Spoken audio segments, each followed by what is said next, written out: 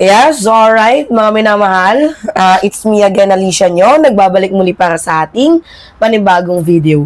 So, medyo problemado itong ating Vice Presidente ngayon. Dahil unang-una, abay, palpak po itong last card ni Kaufman na mabigyan ng interim release, itong si former President Duterte. And pangalawa, patungkol nga po sa kanyang hinihinging proposed budget. Sino ba naman kasi ang hindi, mga minamahala, kahit sa isang kumpanya? 'Di ba kunyari may meeting kayo, lahat kailangang dumalo kasi napakahalagang pagtitipon nito. Tapos ito nga yung spoiled brat na to, ang ginawa, abay hindi dumalo. Pero ang laki po ng kanyang dinidemand. Hindi malaman ng grupo kung saan niya gagamitin itong dinidemand niya. 'Di ba? Itong pinopropose niya. So, basically, abay, hindi talaga yan magagrant kasi literally, masasabi ko na ang ginagawa ni VP Sara Duterte ay malinaw po na pambabastos sa ating institusyon dahil unang-una, obligasyon niya po yan para mapanatili natin ang tinatawag na public transparency and public accountability. Alright, basahin natin itong balitang to. Sabi dito, House cuts OVP's 2026 budget to 733 million. So, the House of Representatives, yan, basahin natin ha, the House of Representatives has reduced the 2026 budget of the Office of the Vice President from its original proposal of 889.2 million to 733.2 million, citing Vice President Sara Duterte refusal to defend the proposed appropriation before the House plenary. Actually, mas mataas pa yan yung 700 plus million na yan. Contradict dito nga po kay former Vice President Leni Robredo.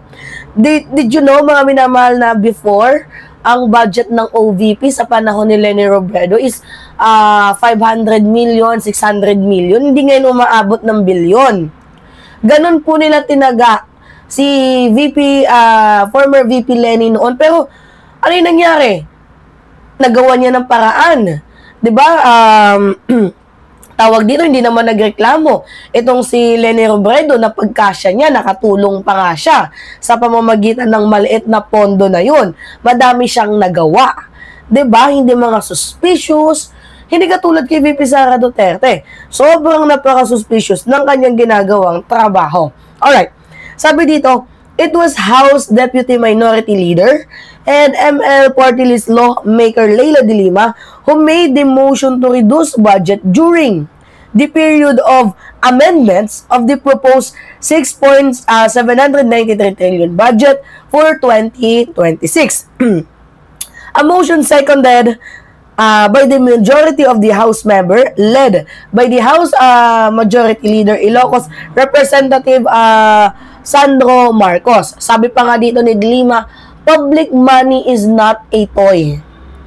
Until the Vice President learns respect, we must act a parent that discipline a brat. Actually, totoo yung sinabi ni ni Leila De Lima na tama yan na maging tayo, maging ina, maging magulang para i-disiplina ang isang spoiled brat. Literally, mapapasabi tayo ng boom. But, you know, truth really hurts. Truth sucks to be hurt. Lalo na hindi pwedeng maging paarte-paarte or drama-drama. Lalo na po kung pera ng taong bayan ang pinag-uusapan natin dito. Kasi, di ba, yung hinihiling nila, 889.2 million. Naging 733 na lang.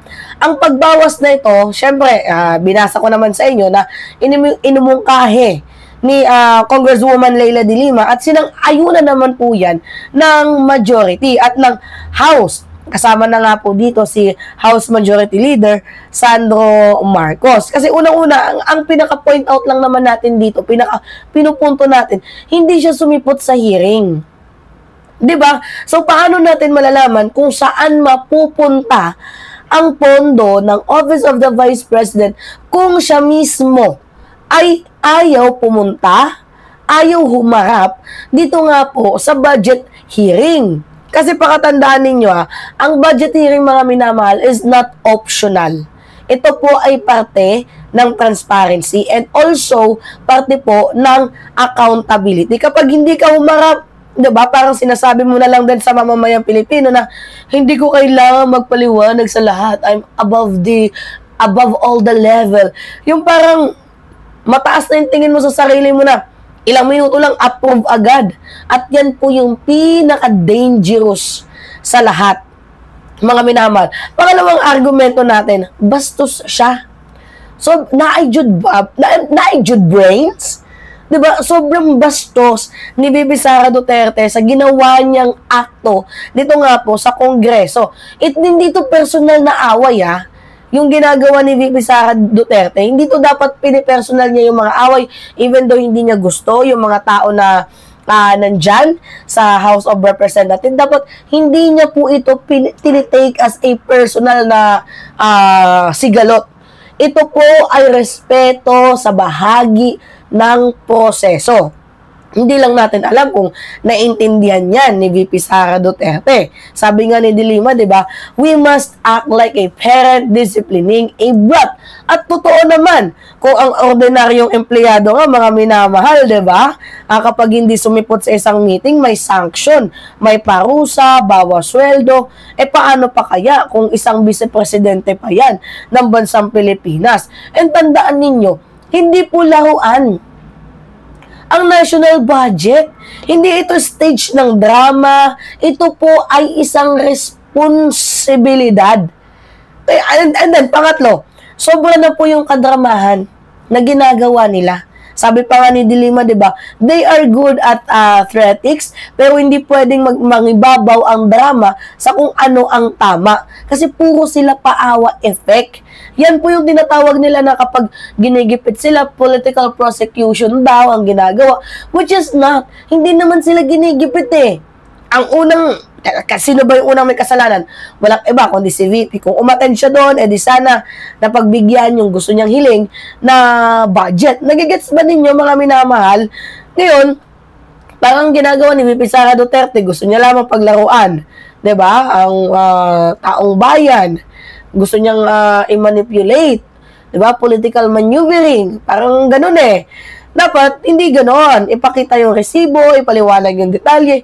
Huwag puro script. Well, we all know naman na talagang magaling sila dyan sa paggawa ng script kahit hindi naman dapat. Alright, basahin pa natin itong balitang to. Sabi dito,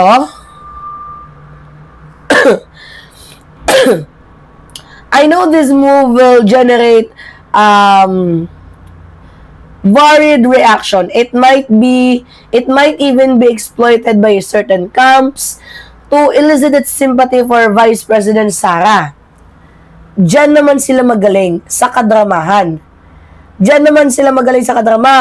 Pero hindi pwedeng magimabaw ang drama sa kung ano ang tama, sa kung ano ang makatwiran at sa kung ano ang nararapat sa pagtatanggol sa dignidad ng institusyon.